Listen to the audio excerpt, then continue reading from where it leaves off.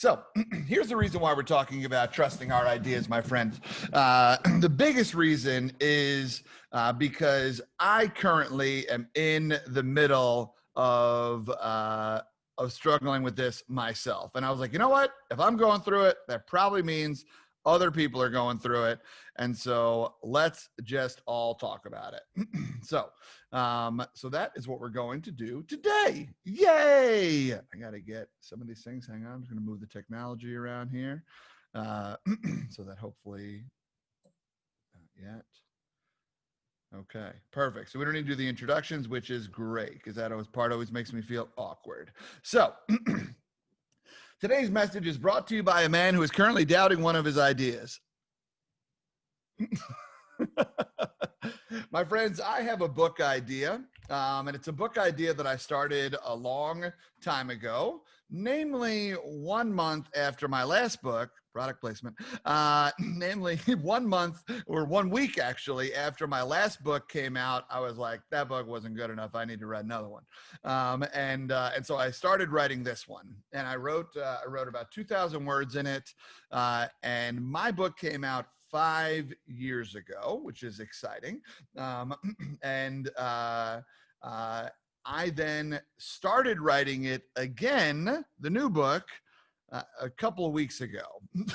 So I wrote it for 1 week after the last book came out, set it down for a little while, and now picked it back up because I've still had the idea. The idea has still been battering around in my brain. I haven't seen anything else really like it. There's some things that are similar, but nothing that's hitting the nail on the head the way I think my book would. So for me, when thinking about this, I've now been in this process of like, well, I don't know if I am the right person. I don't know if I'm good enough. I don't know if the idea is good enough. I don't know if this, I don't know if that, all of these things. And then I'll share the book idea with one of my friends who notoriously, I know this about him, that he loves to jump into ways to fix things and make them better before he compliments. And I know this about myself. I need a little bit of validation of like, hey, that's a really cool idea.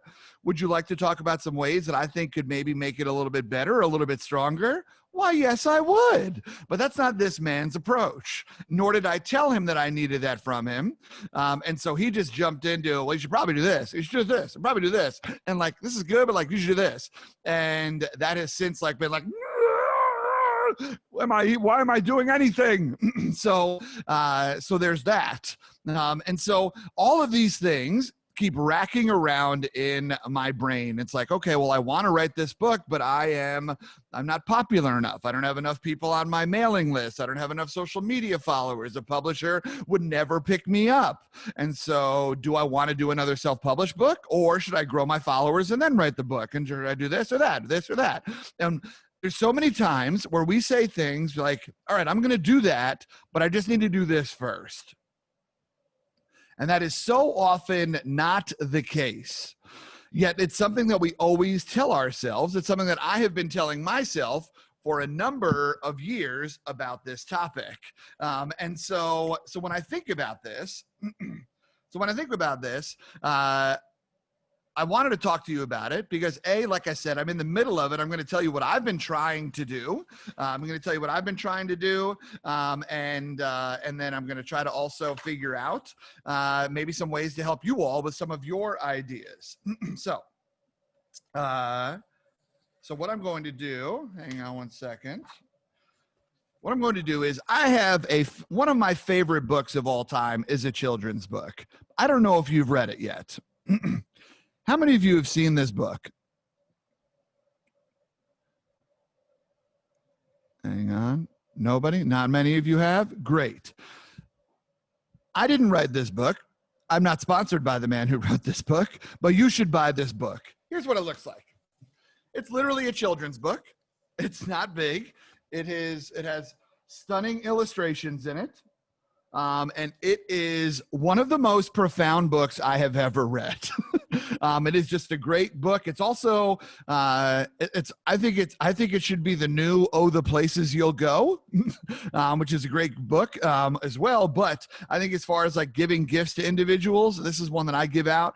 I know that at all of my future in-person Living Imperfectly live retreats, people will get a gift of this book as well. And there's just some cool features in it. So I'm going to read you part of it because when in doubt, story time. So here we go. This is right from the middle of the book. My idea grew bigger and we became friends.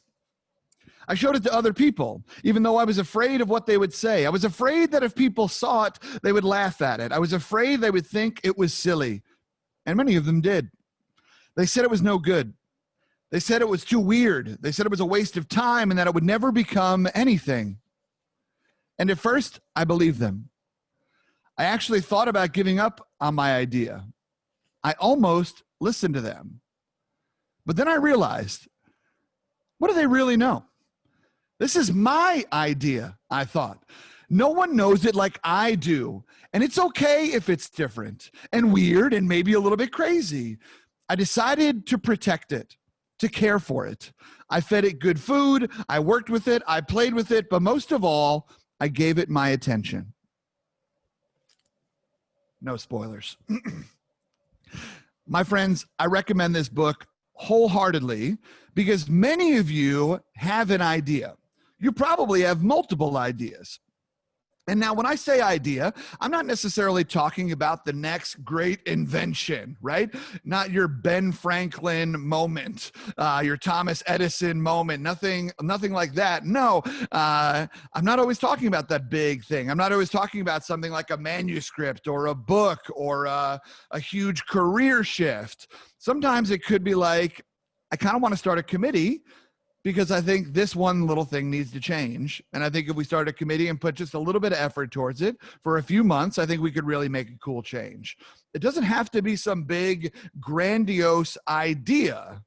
It can just be something small. And so that is why in this conversation, I don't care what your idea is. As in, I don't care if it is big, if it is small, if it is seemingly meaningless, if it would only help 3 people out, or if it would help 3,000 people out. I don't care, and neither should you. So, with that being said, let's talk about what's wrong with your idea. Let's talk about what's wrong with your idea. First off, you don't have time. Next, no one is excited about your idea, if you've even given anybody the opportunity to potentially be excited about it. Another thing that's wrong with it is you don't think it will work. Another thing that's wrong with it is you do think it will work. Like, sure, well, if this works, then like, I got everything's got to change. And that's overwhelming. That fear of, people call that fear of success as well. So you do think it'll work. It's not blank enough. It's not innovative enough. It's not creative enough. It's not new enough. It's not smart enough. It's not big enough. It's not whatever enough. All of these things are stories that we tell ourselves, right? Also, what's wrong with your idea? Probably something. Let's be honest. There's probably something wrong with it, and that's okay. I want you to remember these bullet points because we're actually going to talk about what's actually wrong with it. And they all correspond to those previous bullet points. It's not that you don't have time. It's that you haven't made time, right? We know this from previous sessions. You have time for what you make time for. So that's one thing. Next, the people you have told did not give it the time and love that you have for it.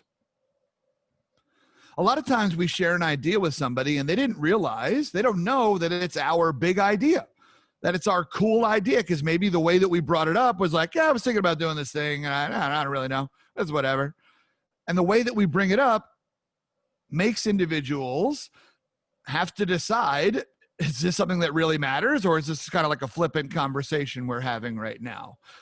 And so there are ways that you can bring up your idea that let other individuals know that it matters, so that they'll actually have a conversation with you about it, and not just, here's my 2 cents, you're welcome. I'll take some royalties if you do figure it out, right? So next, you've never done anything like this. You don't know. You're like, you don't know if it'll work. What's actually wrong with it is that you've never done anything like this. And so therefore there's trepidation in starting. There's also trepidation in finishing, because right now you're comfortable. Right now you are comfortable, and there's a lot to be said for comfort. It's kind of nice, right? Maybe some of your ideas are entrepreneurial in nature, and you're like, I kind of like health benefits. I kind of like getting retirement taken out of my check, because I probably wouldn't do it if I was in charge of my own paychecks. I kind of like the fact that, I have kids, and so I need a stable job in order to be able to know that my family is going to be fine. All of those things are understandable. They're not reasons to beat yourself up, but you have them because they provide safety, security, and comfort to you. And so the idea of potentially, what if it does work? That's scary, because then you need to follow through. Does that mean you need to quit your job? Does that mean you need to spend time with your partner? Spend less time with your partner because you got to get to writing? Does that mean that you have to ask around for money because it's some sort of you need capital backing it or something like that? Does that mean that now you're the one who has to run the committees to make the idea that you have come to have? I was like, well, I don't want to run the committee. I just said we should have a committee and somebody else should run it, and I'll sit in that meeting and share my thoughts, right? Like that kind of stuff. And also, you spent more time thinking about how it won't work than how it will. It's another thing that we do, is that we spend so much time, right? It's not blank enough. We're too busy filling in that blank than we are talking about how it will work and what would happen if it worked. What's the impact if it worked? The impact of an idea that was never done is a little bit of shame on your part. The other impact of an idea that is never done is all the lives that you would have impacted had you done it. So sometimes, even though it's kind of weird, your idea ain't about you, boo. Sometimes it's about others. And that's sometimes a good motivation to get started. And also, like I said on the last slide, what's actually wrong with your idea is probably something. But who cares? Let's go. You're not going to be able to get it perfect before you start. That's not the way it works, right? Again, when did you learn how to swim? Before or after you got in the pool? You didn't learn the perfect crawl stroke and then jump in the pool and be like, I got it, Phelpsy, move out of the way, right? No, you got in there, you flapped around like an idiot. Some person in an awkwardly short bathing suit saved you, and then you figured it out. So for that reason, yes, there is something wrong with your idea. But it's not that the idea is extremely flawed. It's just that you haven't worked out all the kinks yet. And that reframing is powerful. So how do you then trust your idea? How do you trust that this idea, when do you know that you should trust your idea? First off, I want you to think about, how long have you had it?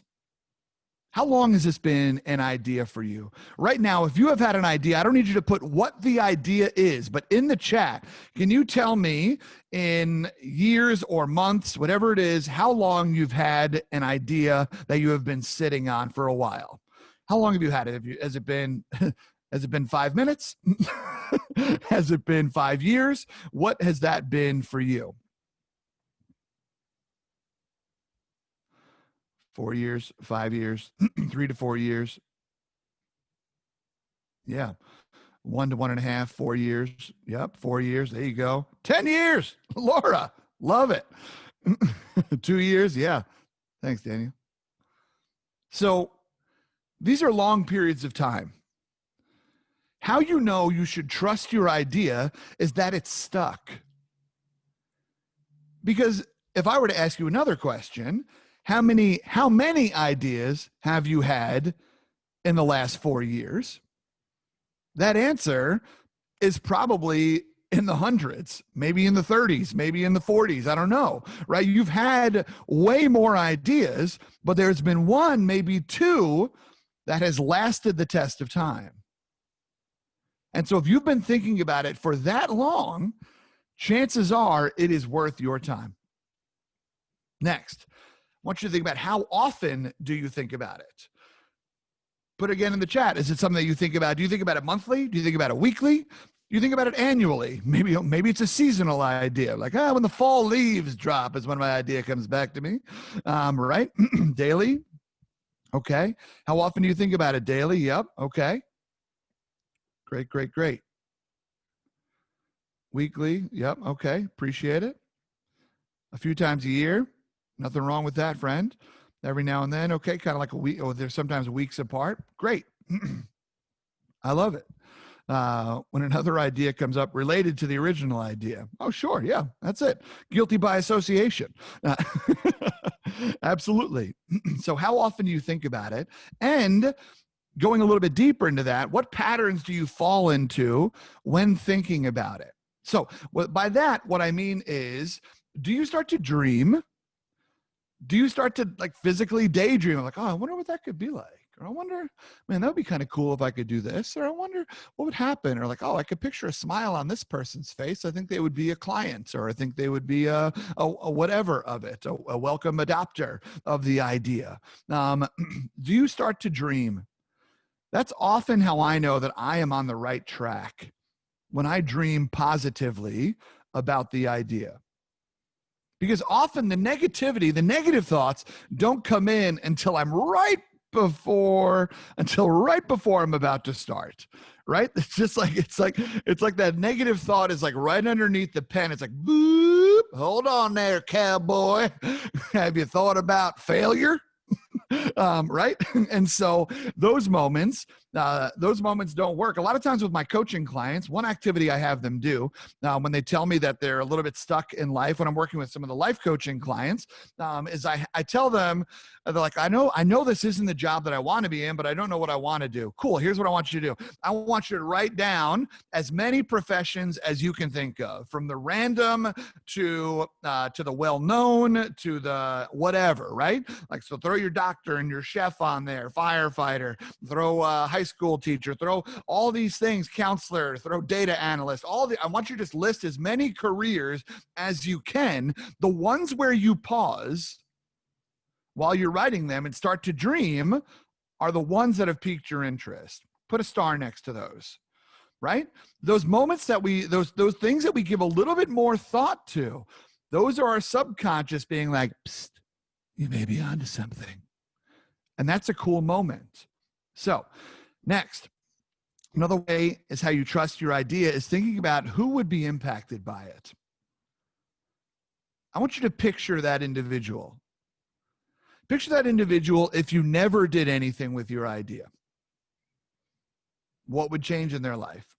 Most likely nothing. So who would be impacted by your idea? And what would they say to you after being impacted by it? What would be a cool compliment to get after somebody uses the product that you created, or experiences something that you did, or whatever, again, whatever your idea is. Now, whatever your idea is, and maybe that could even be if it looks like a giant career switch, right? Like sometimes it's like, who would be impacted by your idea? It's like my family, because I would probably come home happier. Even if I was making a little less money, I would come home and be more present, because I would be more, I'd be more present. I'd be more present at work. So therefore I would be more present at home. And those kind of things, those directly correlate to each other. Those things are interesting to think about. Those are how you know to trust your idea. And so with all of this, I want you to recognize that you are the one building the barriers. And I know you know that. So let me just shove you back in your shame hole real quick. But you are the one that is building the barriers. You're the one that's like, well, before I do that, I need to do this. For example, a lot of people I know want to be speakers. And I know and they ask me, hey, James, can I use a little bit of your time just so I can figure out what I want to speak about? Or can you tell me a little bit about the business? Absolutely. I give everyone the time of day if you're interested. Let's go. And so the thing is that most people are like, well, I got to write a book before I can be a speaker.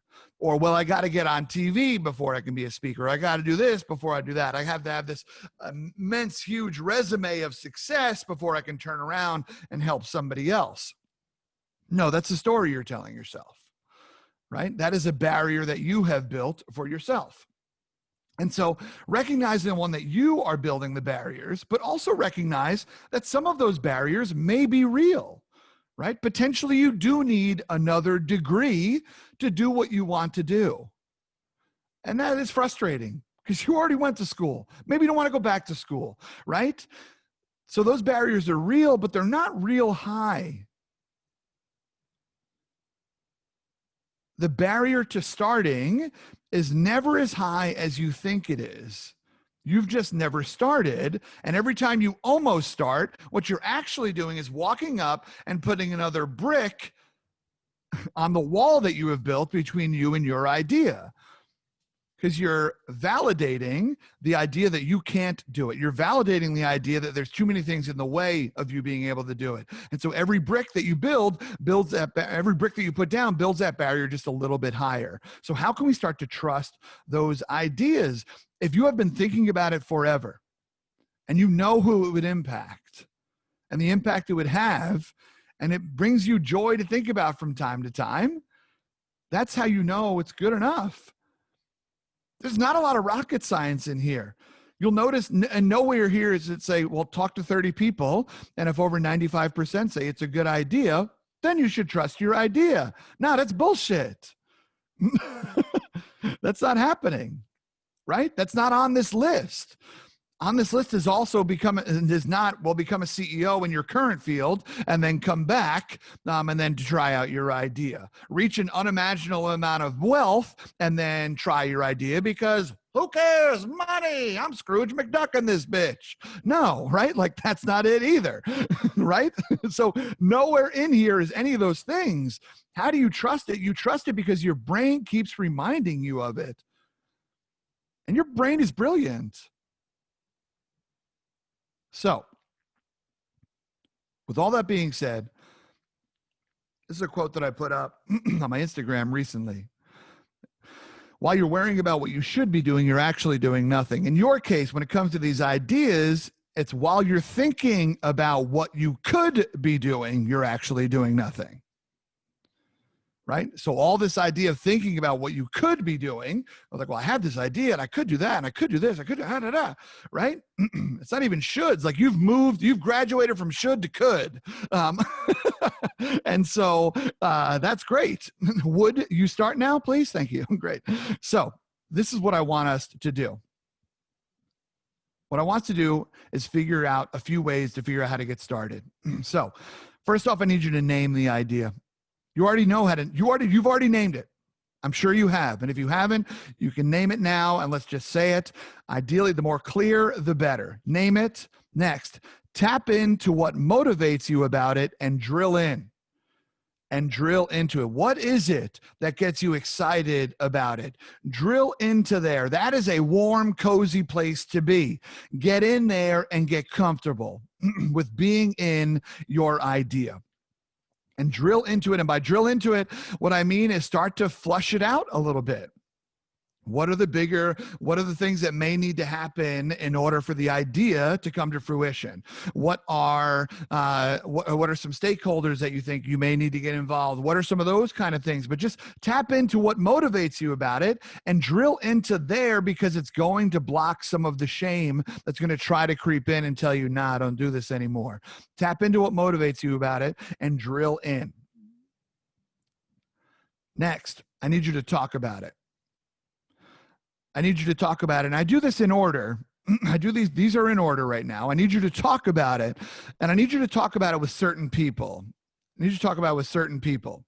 I don't need you to talk about it with everybody, okay? First off, not everybody's going to give you the time, and that's okay. That's their loss. But before you talk about it, I need you to think about who you want to talk about it with. And who you want to talk about it with is not first the individuals that you think may help you along the journey from a knowledge standpoint or from a financial standpoint or from a whatever. No, what I first need you to talk to are your cheerleaders. Who are the people that believe in you? I want you to sit down with them and tell them your idea, because they are going to build up the hype. You need a wall. You need a thick wall around you, a thick skin around you in order to push through all of the uncertainty of trying something. Those individuals help you build your armor that maybe, just maybe, this is good enough. Psst, it is. So preface what you're doing. For example, when I talked to my buddy the other day about my book idea, I didn't tell him, listen, man, I'm a little bit insecure about this idea. And so what I first need to know is, do you think the idea is viable or not? And then can we jump into maybe some ideas you have to make it stronger? But that didn't happen. Instead, he just kind of jumped into critique mode. And then I was like, and then I was spiraling, and I like tried to get it back. I even told him afterwards, I was like, can you let me know if this is good enough or not first? Thanks for your ideas. And he still didn't do it, because that's just the kind of man he is. But still, preface that it matters to you. Because when we tell somebody something that matters to us, they turn into us. They give us better eye contact. They're a little bit more present. They ask better questions afterwards. They know what we need. Individuals don't know what you need if you don't tell them. This is a place of vulnerability for you. Make it a little bit easier on yourself and tell people what you need. And that's not you being like, I need you to tell me this is the greatest idea you've ever heard. No, because that wouldn't make you happy.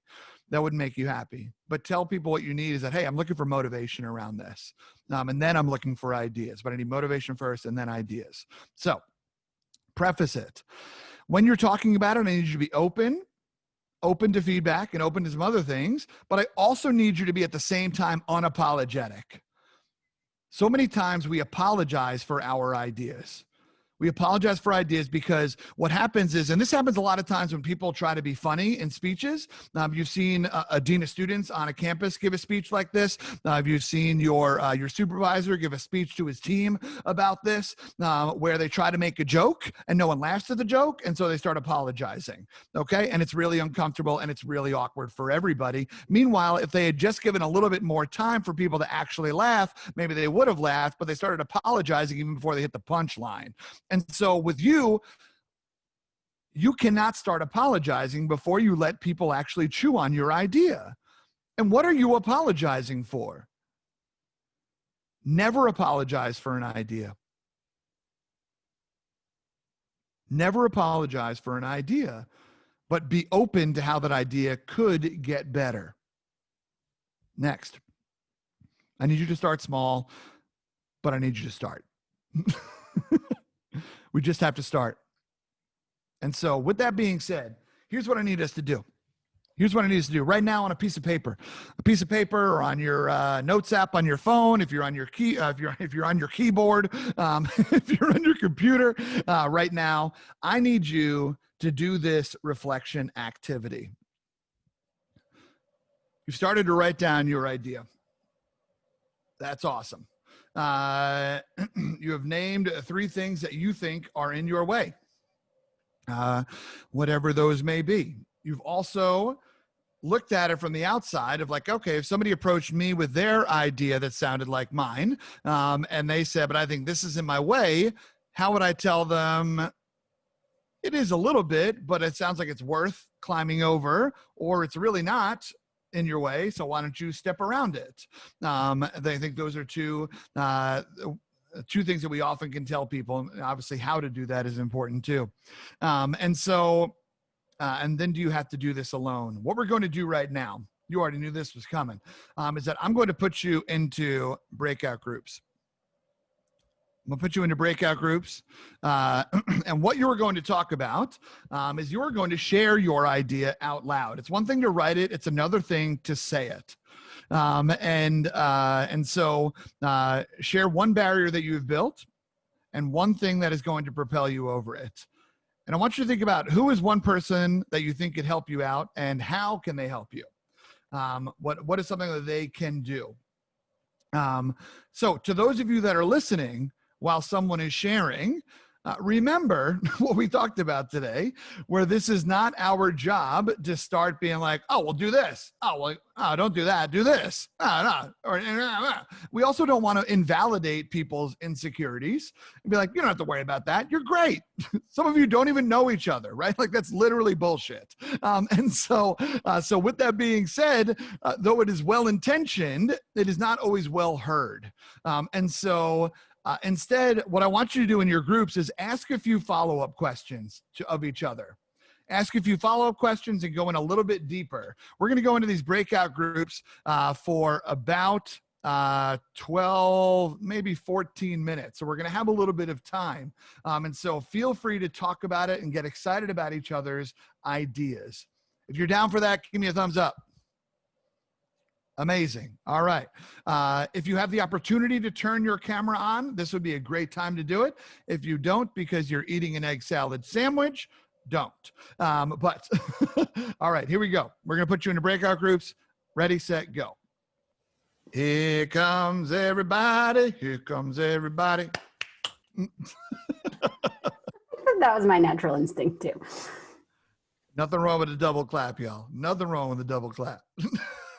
My friends, was that enough time? Would you say, yeah, no, okay, all right, great. I mean, it's weird to be like, all right, say your ideas and your dreams in 2 minutes, go. That's an awkward thing, but there's so much power in saying it out loud. So my friends, I'll tell you about the book I want to write. Since the whole time I've been like, I don't know if I want to tell you my idea because it's like, I don't know. But here's the beautiful thing is that one reason a lot of times we don't share our ideas is because we're afraid that people are going to steal them. But people don't really steal ideas because then they have to do the work, right? And let's be honest, if someone out hustles you, I mean, that's on you. Right? Like, and so there is something to be said where it's like, I'm gonna say this out loud because that means I got to get to work. Like whatever, there's a lot of value in naming it. So I'm going to write a book that's titled Work in Progress. The working title is Enough. And as you know, I talk about it in all of my sessions and whatnot, is that I'm not blank enough. And so I want to talk a little bit about what that is and how do we know when we are good enough? How do we know when we are smart enough, intellectual enough, successful enough, happy enough, all that kind of stuff. And what is this phrase that keeps coming up in so many of our brains that keep us from just living the lives that we want to live and not the lives we think we should live? So that's my book idea, y'all. If you want to buy it, let me know. But yeah, so that's the work. That's my work in progress right there. So what do we do? Let's wrap this up. Wrong thing. Cancel. Let's wrap this up. So what does starting look like? What does starting look like? Starting looks like, sometimes it just looks like research. Right? Like a lot of times we're like, okay, starting looks like, all right, I got to go buy a bunch of wood, right? Or I got to whatever your idea is. No, sometimes starting is just research, right? Do you want to go to graduate school for something? Do you want to get another degree? Research programs. That is starting. Starting looks like inquiry. Starting looks like drawing, mapping, outlining, free writing, right? Like sometimes it looks like asking questions. That's what starting looks like. And sometimes it looks like some of these other things that let's just get everything on a piece of paper and figure out what it looks like, right? Like, you walk in, you see everything at the buffet, and then you got to come up with your plan of attack. Get it all out there, my friends. Put it out there like a smorgasbord. So I also need you to find cheerleaders. Find those cheerleaders. I need you to seek out advisors. I need you to seek out your advisors. And, oh, wait, I just asked you to do all that. So I guess you already started. Oh, sucks to suck, friends. My friends, you are on your way. You're doing it. You started. And whether you didn't, I don't know if you thought you started before or now, if you didn't think you started before, now you've definitely started now. So here we go, my friends. Let's keep it moving. Fires don't burn with one piece of wood. So it's time to throw some more wood on the fire. And right now you're looking at your idea like you walked into a West Elm and it looks beautiful. And you're like, man, I got this shit taken care of. Like, look, this is stuff. This will be great. This is going to be amazing. Look at this. Oh, okay. I can see it. When in fact, what your idea looks like is an IKEA. And I'm not talking about the maze part of IKEA. I'm talking about that ugly ass warehouse at the end where it's just a bunch of brown boxes. And you're like, shit, my idea is one of these. Yes. You got to get it. Figure out where the hell it is, get it down, open it up, and start putting it together. That's what we got to do right now. Another book recommendation. This one was written for adults. But I have not read this book. It is now on my reading list, but no less than 5 people have recommended to me that I really respect. And that book is called Atomic Habits. I don't know if you've read this one or not, but this is a really great way to start. It also talks about ways to change some of your normal habits and things like that, ways of thinking, yada, yada, yada. It is, and it's all about, as you can see, tiny changes, remarkable results. It's about starting small. So if you're into reading books, if you need to tell yourself, well, let me just read this book and then I'll start on my idea. Fine. I'll give you one more barrier, friends, one more. But that's it. All right. My friends, it was so special getting to hang out with you today. I appreciate you coming through. I host virtual retreats called Living Imperfectly Live. I'm going to do at least one this fall. Cody, I know you came to the last one. Hell yeah, brother. And if you're interested, I'm going to tell you about them when they come up. And I hope that you'll join me. It's a day long where we dive even deeper into some of these things. And also, if this is an idea, this is a concept that you think could help more people out, please shoot me a message in the chat or shoot me an email. You know how to get in touch with me. I think, yes, I do know all of you. So with that being said, thank you for coming. If you have questions, unmute yourself and let's hang out. As always, I'll throw my email in the chat just in case you want to talk about it in private as well. But I appreciate y'all. Wayne, you were there as well. Hell yeah. Awesome, y'all. Thank you so much for coming through. I appreciate you.